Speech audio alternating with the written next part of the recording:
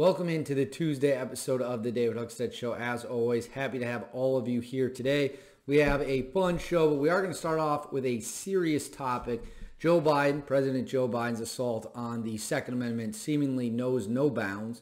On Monday, he gave a press conference, or whatever you want to call it, had an event where they talked about needing to eliminate ghost guns, ban magazines, and all this other dumb shit that will ultimately have little to no impact on protecting and saving innocent lives. So let's go through this a little bit. For those of you who don't know, what is a ghost gun? You might be saying, ooh, that sounds very scary. You know, is it something criminals always use? Why is it called a ghost gun? Is it super extra dangerous or any of that nonsense?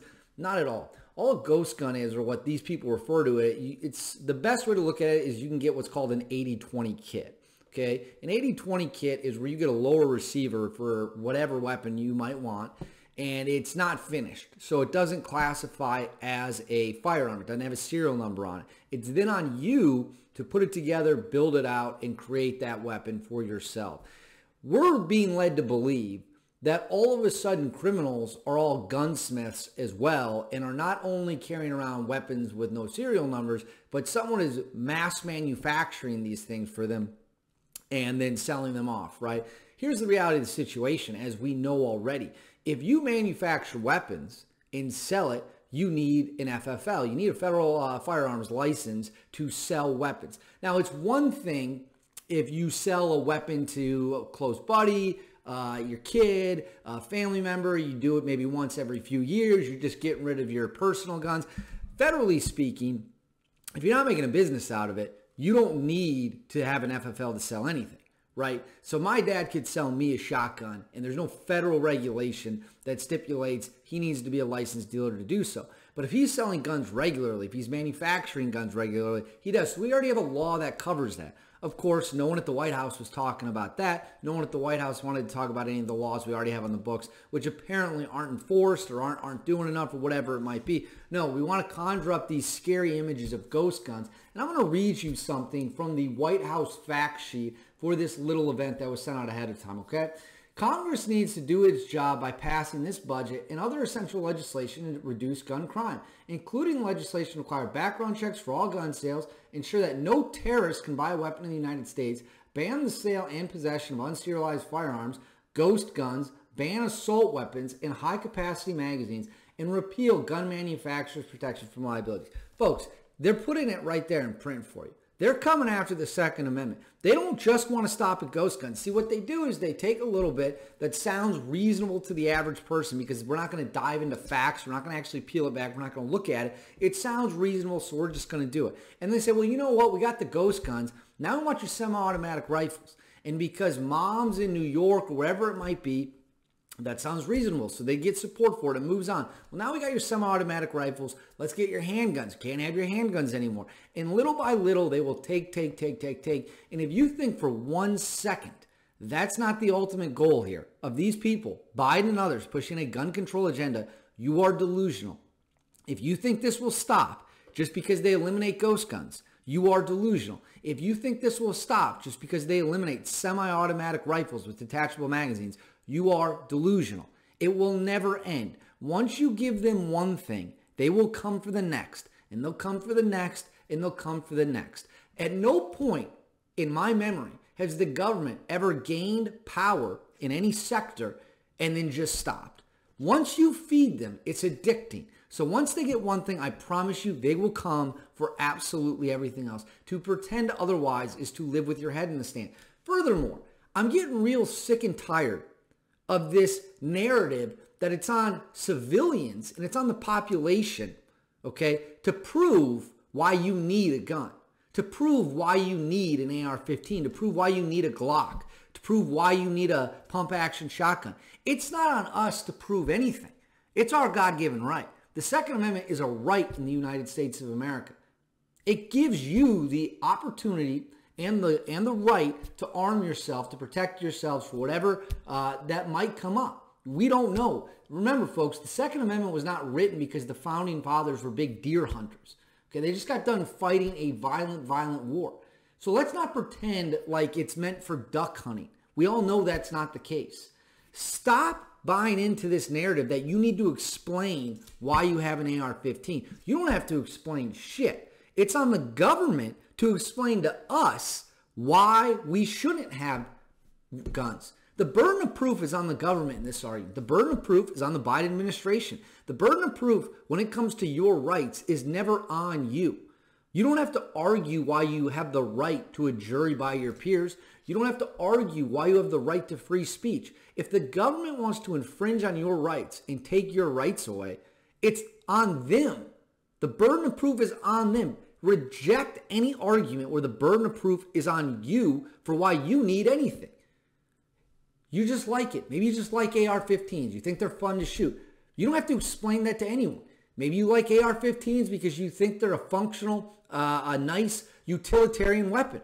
You don't have to explain that to anyone. Maybe you like AR-15s because they're lightweight and they're easy to use. And in the event of a home invasion, your wife or girlfriend could use it quite well, the low recoil. You don't have to explain that to anyone. You don't have to say a damn word. If the government wants to disarm us and leave us at the mercy of the jackals and the criminals terrorizing our communities, it is on them to explain why we should be disarmed so the criminals can feast. It's not on us to defend why we want certain guns. You want to take it away, you better make the argument. And the burden of proof is 110% on the government. And furthermore, I'm getting sick and tired of listening to idiots who don't know anything about firearms talk about the Second Amendment and talk about guns.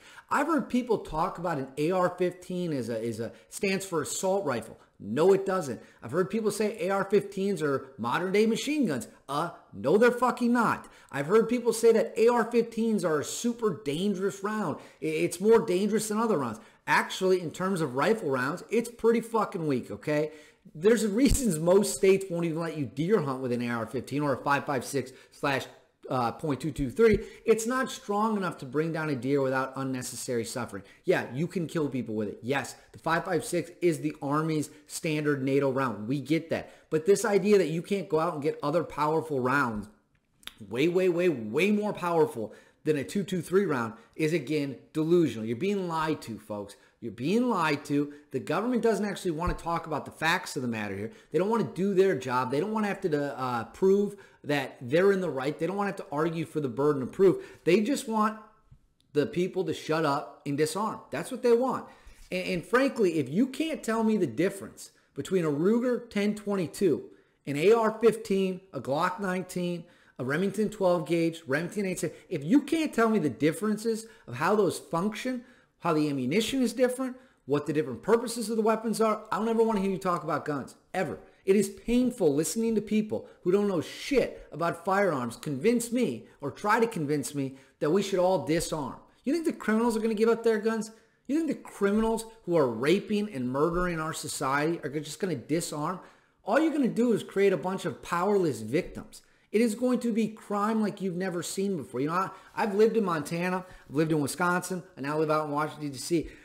I have never seen more crime than I ever have in Washington, D.C. And everyone's disarmed here. The gun control laws here are gross. Furthermore, did anyone see Joe Biden pick up that Glock lower at the White House? Now, I know he says, this is a ghost gun. Was it real? He said, this is the gun. I'm taking him as word. Does Joe Biden have a permit in Washington, D.C. to possess a weapon?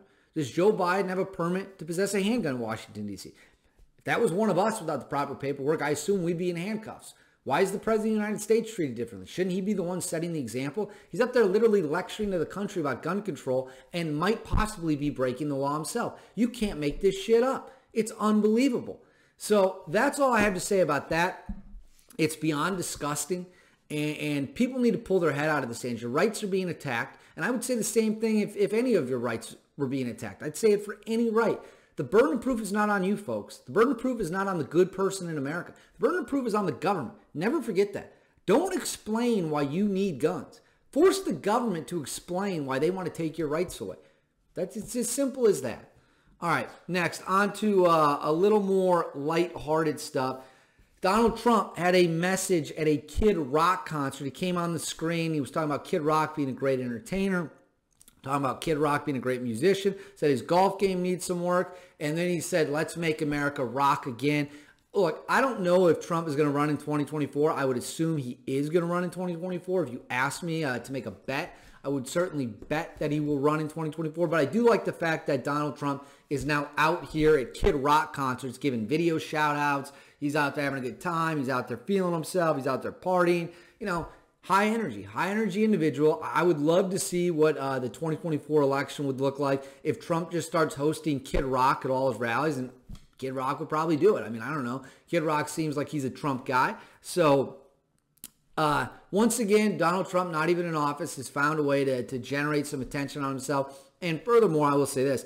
I went to a Kid Rock concert in 2016, okay, at the RNC in Cleveland in 2016. He was performing at an outdoor venue. I forget what the name of it was, but I was there with a couple former Caller co-workers. And yeah, because I think none of those people work at the Caller anymore. They're all gone now, but it was amazing. I mean, we rocked out. He came out. He stole the show. He rocked the stage for like a solid 90 minutes. It was maybe the coolest concert I've ever been to in my life. And I've been to some cool concerts. That one was absolutely absurd. So if you have the opportunity to go to a Kid Rock concert, I can't recommend it enough. Finally, a report says that LeBron James' teammates were not happy with the body language he had, the way he conducted himself this past season. And really, it's just the latest example that LeBron James' teammates have turned on him, that this guy is not loved in the league like he used to be, that LeBron James is a bit of a clown, and he's lost his support. You know, there used to be a time where I think you could argue realistically that LeBron James was maybe the most popular athlete in America 10, 12 years ago, right? Now you can't argue that at all because LeBron James has turned into a massive joke, and he's absolutely 100% not the most popular athlete in America. So the fall from grace continues. His own teammates apparently don't even like him very much. It is what it is. So I can't wait to see what negative news comes out about LeBron next. Anyways, that's all we have for the Tuesday episode of the David Hookstead Show. Make sure to check back Wednesday, and I'll catch y'all for a brand new one tomorrow.